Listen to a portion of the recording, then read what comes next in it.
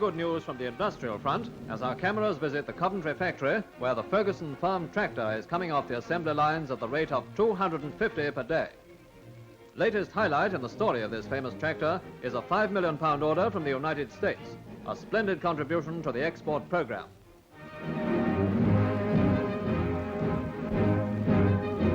Behind this soaring production drive is Mr. Harry Ferguson, who himself invented what may well be called the most adaptable tractor in the world.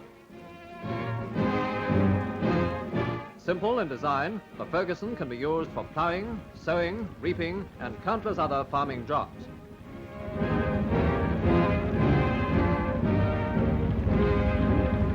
No wonder there's a worldwide demand for a tractor which is already giving our own farmers great and growing service on the land.